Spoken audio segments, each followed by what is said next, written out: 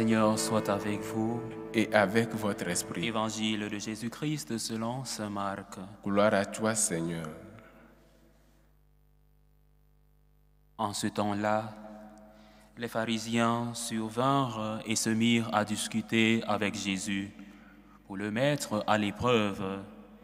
Ils cherchaient à obtenir de lui un signe venant du ciel. Jésus soupira au plus profond de lui-même et dit : « Pourquoi cette génération cherche-t-elle un signe ? Amen, je vous le déclare, aucun signe ne sera donné à cette génération. » Puis il les quitta, remonta en barque et il partit vers l'autre rive. Acclamons la parole de Dieu. Louange à toi, Seigneur Jésus.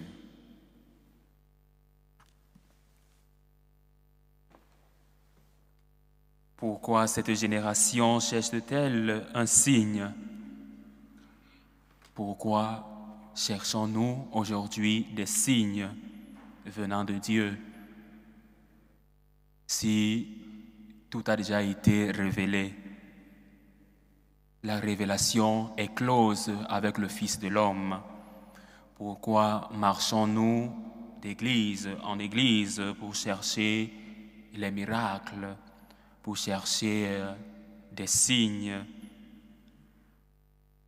Saint Jean, dans son prologue, nous dit justement que le Verbe s'est fait chair et il habitait parmi nous et nous avons vu sa gloire. Nous, comme chrétiens, nous avons contemplé la gloire de Dieu. Et le Christ nous a laissé l'Eucharistie, présence réelle et sacramentelle, le Christ réellement présent dans les espèces consacrées. Le Christ est le signe que nous devons chercher, le signe que nous devons contempler. Alors pourquoi cherchons-nous jour après jour des signes, des miracles? Cela est justifié par certaines attitudes humaines, parfois par des incertitudes et des doutes, par la culture de l'immédiateté, c'est-à-dire vouloir le miracle au moment où on le demande, la culture de l'impatience. Et nous avons aussi comme conséquence le besoin émotionnel des personnes en crise qui voudraient obtenir de Dieu le miracle au moment qu'ils le demandent. Et en plus, nous avons l'influence des autres, des personnes, je n'aimerais pas les citer, qui poussent les autres à sortir de l'Église catholique, l'Église mère, pour aller dans d'autres obédiences religieuses, soi-disant que là-bas, ces personnes trouveront le miracle, la guérison qu'elles cherchent. La tradition religieuse, justement dire que dans telle église, le prophète de telle église donne la guérison à tout le monde. Il a le miracle, il a l'onction de la guérison. Et il y a aussi ce que nous, catholiques, nous appelons le manque de formation. Les personnes qui ne sont pas formées, justement, ne peuvent pas comprendre que nous, catholiques, nous avons tout. Nous avons la grâce, nous avons la certitude que la révélation est close avec le Christ.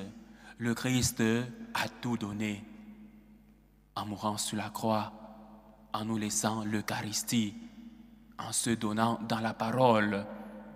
Le Christ nous a tout donné, il a tout laissé. C'est le signe que nous devons chercher. La parole de Dieu, bien-aimé de Dieu, c'est Dieu lui-même. Du récit de la Genèse jusqu'au livre de l'Apocalypse, c'est la parole de Dieu. Et cette parole de Dieu, c'est Dieu lui-même. Dieu a inspiré les écrivains des textes bibliques, ce qu'on appelle en théologie l'inspiration des Écritures.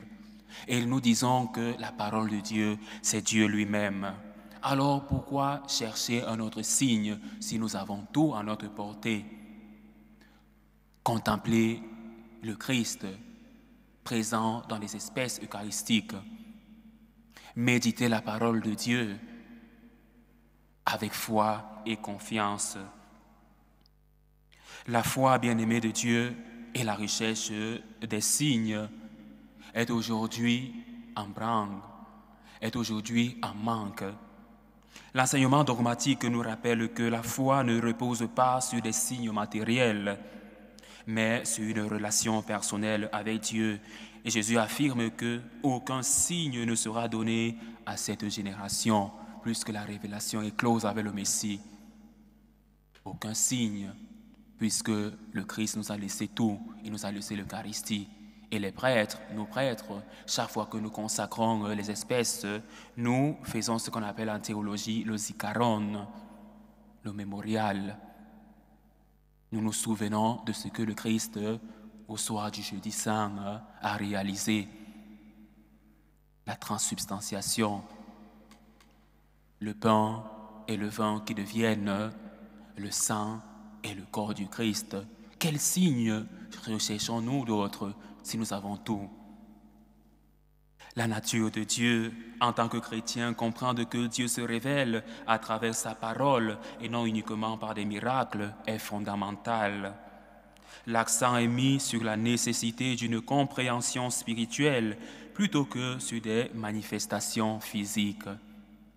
Alors, Dieu n'a plus besoin que nous lui offrions des holocaustes, des béliers, des sacrifices. Non, il a besoin d'un culte en esprit et en vérité. Contempler le Christ, méditer la parole, avoir foi en Dieu. Et aujourd'hui, il est plus urgent de revenir aux sources de notre foi, la parole de Dieu. Plusieurs chrétiens ne lisent plus la Bible, mais sont à l'affût du miracle. Tout commence par la foi. Est-ce que nous avons la foi que le Christ peut nous sauver? Est-ce que nous avons la foi que le Christ peut nous guérir? La communauté de foi, l'Église. Saint Jean 23 nous dit que l'Église est mère et enseignante. Mater et magistra. Alors, notre mère l'Église nous enseigne et nous donne des éléments pour garantir notre foi, pour avoir une foi enracinée, une foi qui ne défaille pas devant des obstacles, devant la maladie. L'Église est appelée à encourager ses membres à chercher Dieu au-delà des signes, chercher Dieu, contempler le Messie dans l'Eucharistie. Nous, franciscains de Marie, nous disons que le Christ est présent dans l'Eucharistie. Le signe que nous cherchons, c'est le Christ. La communauté doit être un espace où la foi doit être un espace où la foi est nourrie par l'écoute de la parole et les sacrements, plutôt que par le besoin de miracles. Vivre les sacrements, écouter la parole de Dieu, le miracle suivra. L'opposition entre foi et spectacle. Aujourd'hui, ce que nous avons besoin, c'est le spectacle. Aller dans les églises que nous appelons, entre guillemets, les églises de réveil, où on est soi-disant toujours éveillé, où les bruits se font plus entendre que la prière et la méditation. Et c'est ce que nous, chrétiens, cherchons, des choses ostentatoires. Notre Dieu est un Dieu du silence, un Dieu de la méditation, un Dieu de la contemplation. La tendance à rechercher des expériences religieuses spectaculaires peut détourner l'attention des vérités fondamentales de l'Évangile, incitant l'Église à rappeler l'importance de la simplicité et de l'humilité dans la foi. L'humilité dans la foi, demander avec foi et patience. La recherche des signes aujourd'hui est un problème. Dans une société où les miracles et les signes sont souvent recherchés, il est essentiel de rappeler que la vraie rencontre avec Dieu se fait dans la prière, la méditation des Écritures et les actes de charité. Voilà ce dont à quoi nous sommes invités. Contempler le Christ comme notre signe, lire la parole de Dieu et faire des actes de charité. Et nous devons aussi avoir ce qu'on appelle la morale de la foi. La réponse de Jésus invite à une réflexion morale sur nos motivations. Cherchons-nous Dieu pour ce qu'il peut nous donner ou pour ce qu'il est? Et cela appelle à une introspection personnelle. Aimer le Dieu des bonbons et non les bonbons de Dieu. Notre Dieu est un Dieu qui peut nous donner des grâces. Nous devons donc chercher ce Dieu qui peut nous donner des grâces et non chercher les grâces qui viennent de Dieu. Premièrement, contempler le Dieu des grâces avant de rechercher les grâces de Dieu. Notre Dieu est un Dieu jaloux, ne l'oublions pas.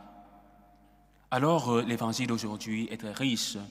Il est très court, mais il est profond en explication. Cet évangile se situe après plusieurs miracles.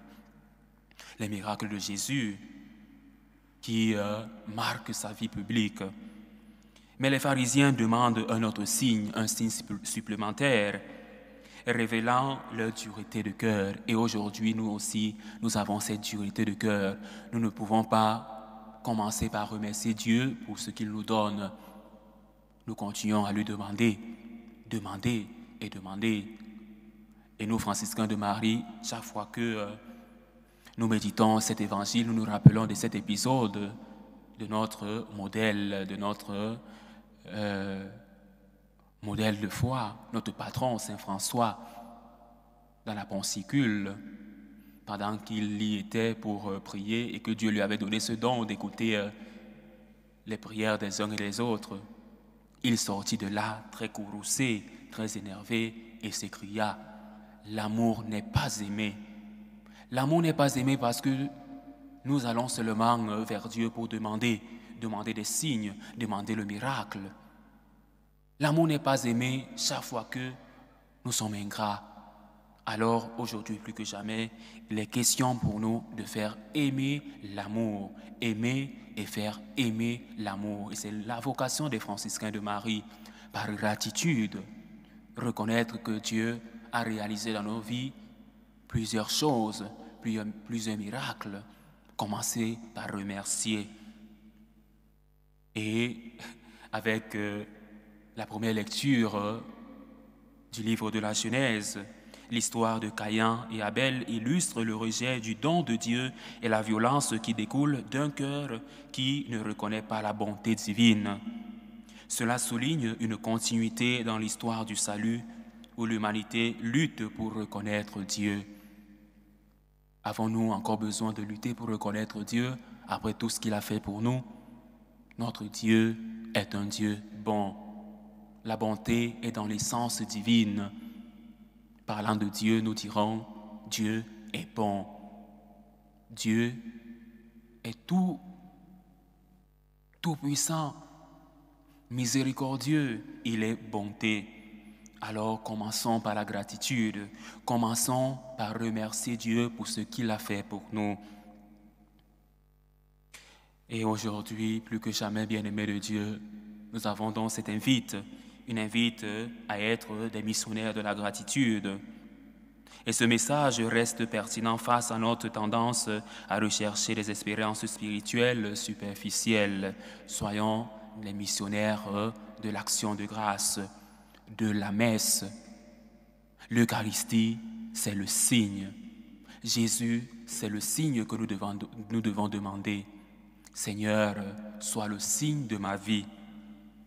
Il nous rappelle que la profondeur de la foi se trouve dans une relation authentique avec le Christ. Et justement, la lettre aux Romains nous le dit, car le juste vivra par la foi. Le juste vivra par la foi. Avons-nous la foi que le Christ est réellement présent dans les espèces consacrées? Avons-nous la foi que le Christ est le signe que nous avons besoin? La lettre aux Hébreux, quant à elle, le dit, la foi est une assurance des choses qu'on espère, une conviction de celles qu'on ne voit pas. La foi. Le Christ est le signe. La quête de signes et de miracles peut nous éloigner de la véritable essence de notre foi.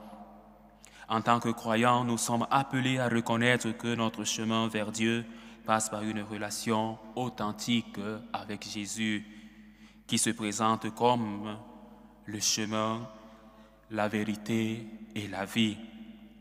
Et offrir à Dieu le sacrifice d'action de grâce, comme le souligne le psaume, nous rappelle que la gratitude et la reconnaissance sont au cœur de notre vie spirituelle. Alors aujourd'hui, plus que jamais, nous sommes appelés à être des missionnaires de la gratitude. Aimer Dieu et faire aimer Dieu. Parce que de Dieu, nous avons reçu beaucoup de choses, beaucoup de grâce. Et après une grâce, vient une action de grâce, vient un merci. Aujourd'hui, bien-aimés de Dieu, il est important de reconnaître que le signe que nous avons besoin, c'est le Christ, le Fils de Dieu, la deuxième personne de la Sainte Trinité. Nous allons demander cette grâce à Dieu aujourd'hui par l'intercession de la bienheureuse Vierge Marie qui a su, dès le début, dès l'annonce de l'ange, reconnaître la volonté de Dieu. Nous devons donc lui demander de nous obtenir cette grâce de contempler son Fils comme le signe que nous avons besoin. Puisse l'intercession de la Vierge Marie nous obtenir cette grâce. Loué soit Jésus-Christ.